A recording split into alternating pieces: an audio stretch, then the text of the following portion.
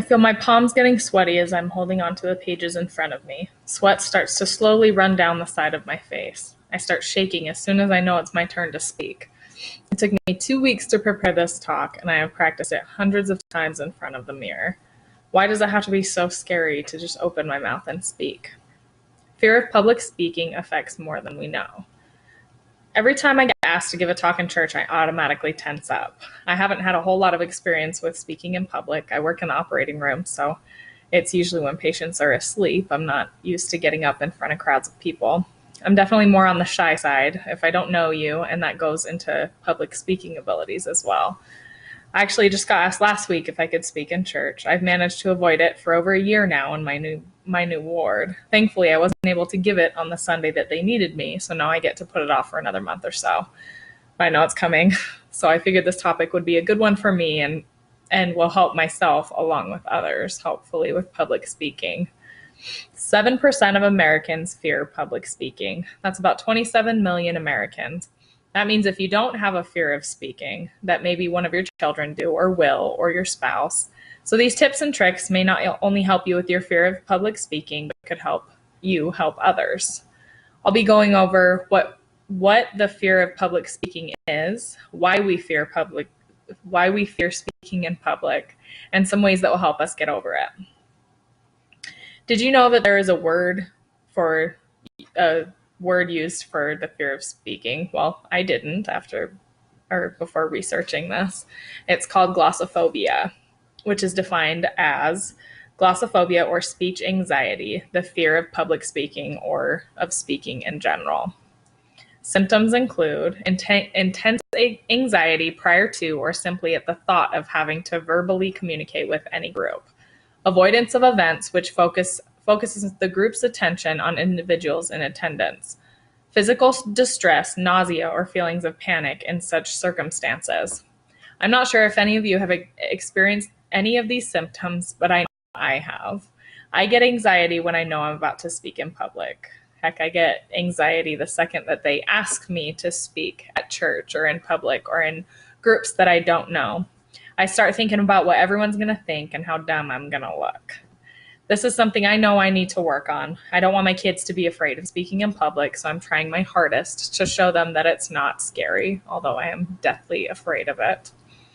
It's easy for me when I'm in front of a group of people that I know to talk to them, but when I'm talking to them about a certain subject, it makes it a little more difficult for me, but especially when I'm in front of a whole bunch of people that I don't know. So why do we have these intense fears of speaking in public? That fear that we experience, whatever the precise physical symptoms, is adrenaline-based. That means that it's unpleasant but not debilitating. Here's the good news. With a little work, we can turn those butterflies to our advantage.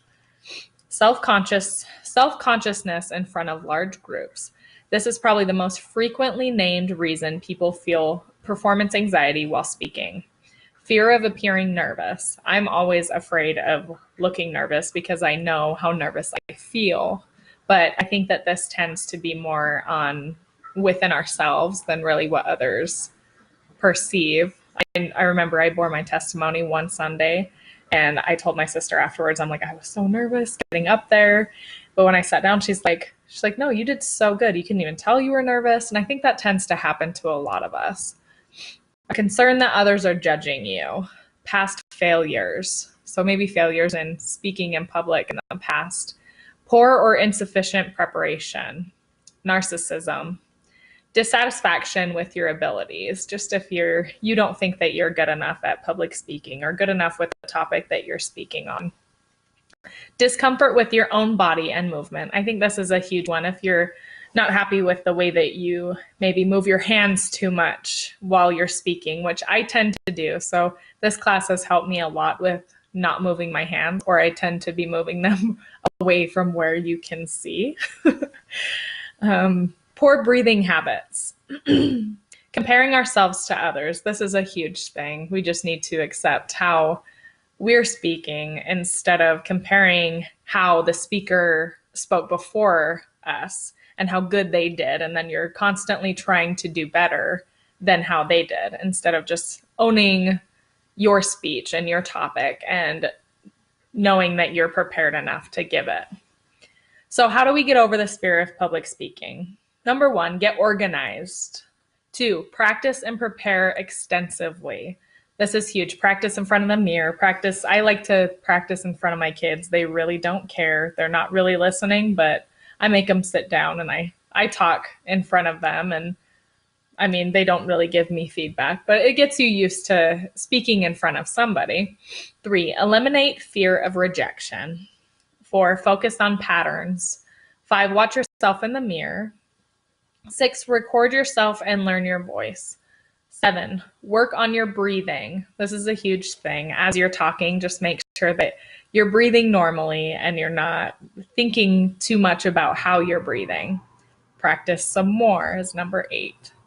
9, give your speech to another person, just like I said, although it might be a little bit easier to give a speech to someone that you know so that they can give you some feedback and let you know how you're doing and how you're speaking and how you're breathing.